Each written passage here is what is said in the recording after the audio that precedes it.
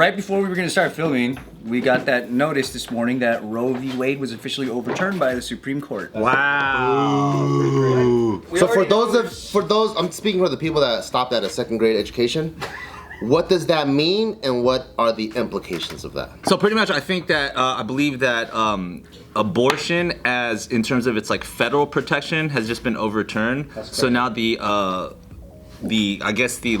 abortion laws are now being handed back to the states, which means that some states are probably going to ban abortion, you know what I mean? Meaning that women in those areas will have to obviously carry on with having children regardless of circumstance, whether they be things like rape or whatever, or they will go back to a time where, you know, people are illegally seeking out how to like get rid of like unwanted, you know, circumstances like that.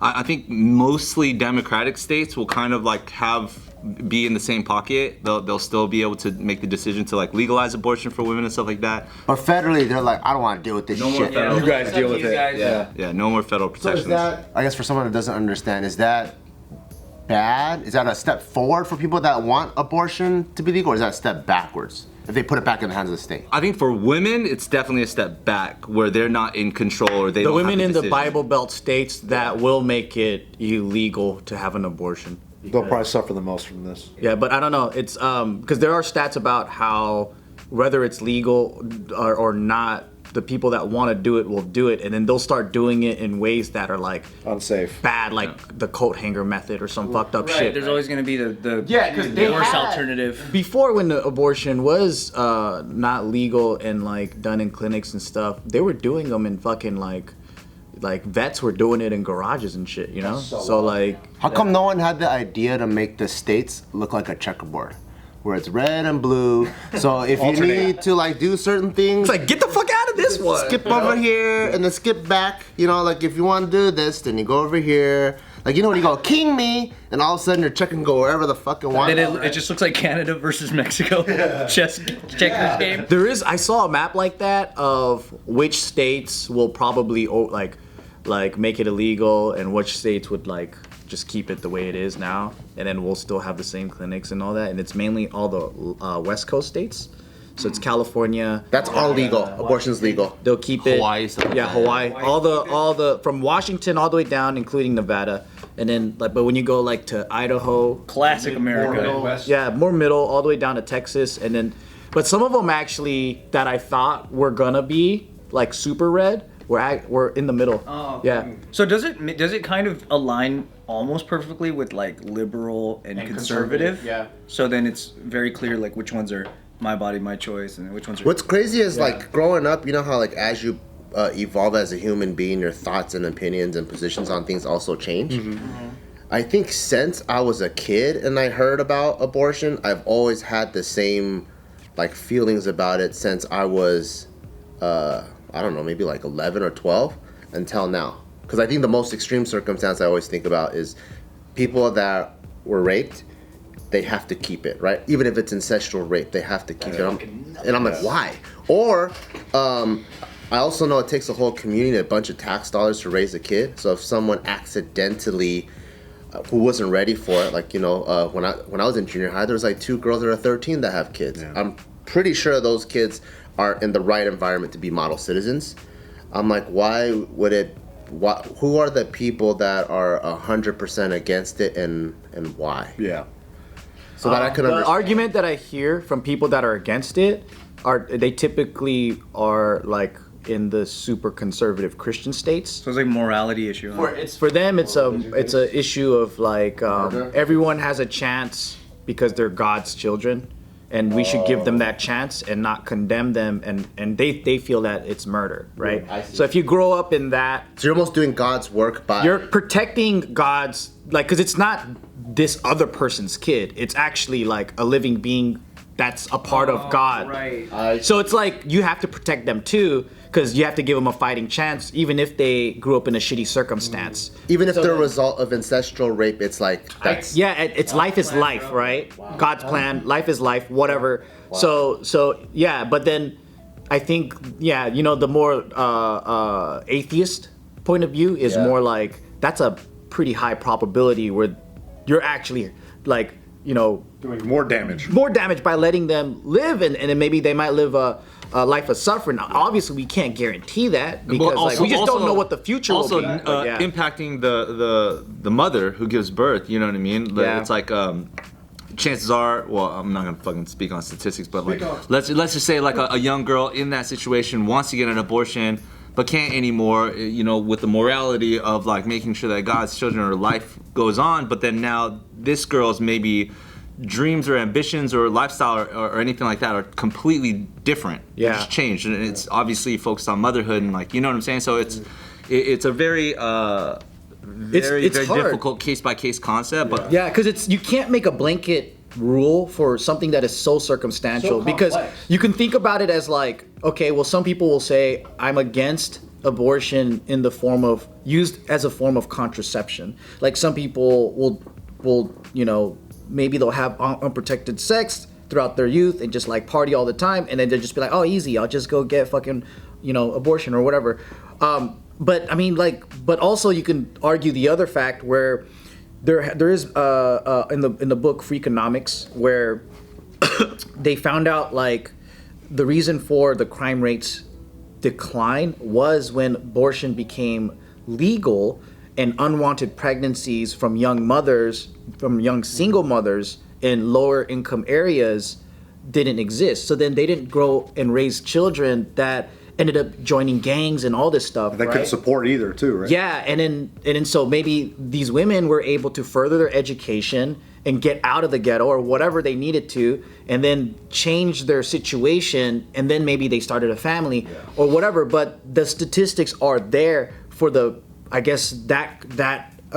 like working out in whether it was the 70s or 80s or something like that. So then like it's really hard because like some of these studies too, it takes decades to figure out what were the positive effects that came from certain situations, and people are just arguing a lot based on their imagination of like, what is this and then also people are arguing based off of when is life, like is it at contraception, because then when are you killing, is it at how many weeks? And then that's why there's rules from different countries, different states of like it has to be under like 20 weeks or like whatever, or 15 and maybe or something depending on the state.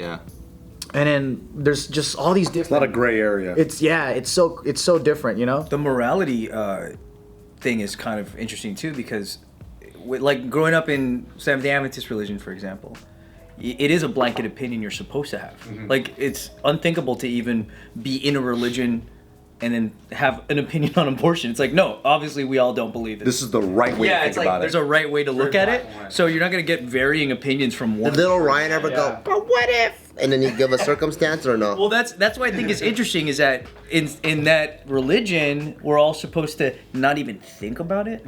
But and we hella SDA people have had abortions. Yeah. Like they're just being quieter about it. So then that's where the double standard lies. It's like, yeah, you're gonna outwardly say like, no, that's wrong, don't do it. But it's like, given the specific situation, you might wish you. You can't judge other people in those situations. Right. You know? And we can't even imagine the idea of incestual rape. Like when you grow up in a sheltered Christian community, that concept is so fucking dark and weird that, like, if you look at statistically, right, like most rape and molestation happens from family members and all these things, and pregnancies, unwanted.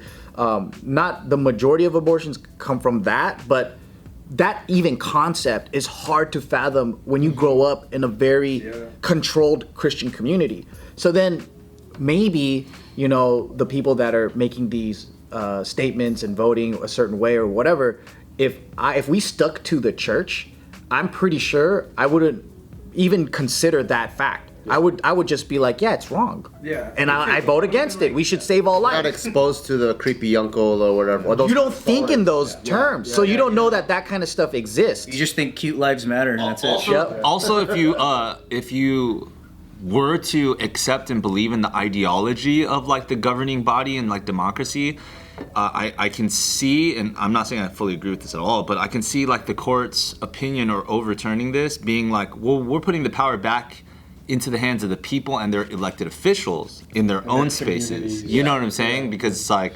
the age old like, well, you put those leaders in place in your state, the state has the power to make You elected decisions. them. You elected them. Yeah. So, or if you don't want to be in that state because you don't follow those things, and like there are other states that have different, you know what I mean? So Or the place you decided to live. exactly. Yeah. I can see how there's an idealism to the concept of it, but you obviously nothing's that simple, right? Yeah, I think there's two arguments to it, right? Because like there's one where it's like you do have the freedom to move, and even poor people move. Like you could grab a Greyhound bus and just like uproot and bounce. People move all the time for like jobs, you know, like poor people during the Great Depression, they'll be like, oh, there's jobs, fucking they're building the Hoover Dam, let's go there, you know. And my dad came here in a container.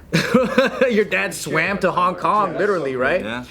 But Damn, really? the other argument would be Or in a fucking Chinese takeout box. I don't know how he came here. Either one though. Either one. Yeah. Either one. Or a Pelican case. A wish order.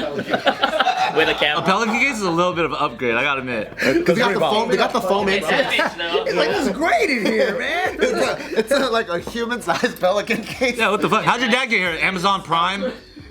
that fool came in a fucking rum barrel, dude. But with one layer of fish at the top. So there's the freedom of like movement, right? Yeah, you can go, everyone can vote, but like realistically, majority of people don't, right? Yeah. Like that's why people like wherever, like if your parents are middle class or poor or whatever or rich, you stay that class. So like you probably are gonna stay in your neighborhood if that's where your family is and whatever. So like let's say you grew up in these Bible Belt areas, you're lower income, you don't even have the option to like have a road trip to go across state to do these things. Now you're kind of like maybe you gotta do garage abortions or whatever, and that's where the federal laws protected the I guess the people that didn't have the choice of movement. And just to acknowledge the little elephant in the room, apparently there's only dudes here. So I'm married, nice. so I know a lot about But the I think, fucking. I think that is the important thing to acknowledge, though, because like even with all guys, like all of us were birthed from mothers. All of us have like significant other spouses. I woke up this morning, my sister-in-law staying over at our spot, and the first thing that came out of her mouth, she's like, "I'm fucking pissed." Right when I was like, "Good morning," she's like, "I'm fucking pissed, bro." She's so ungrateful that you housed her and she's complaining in her house.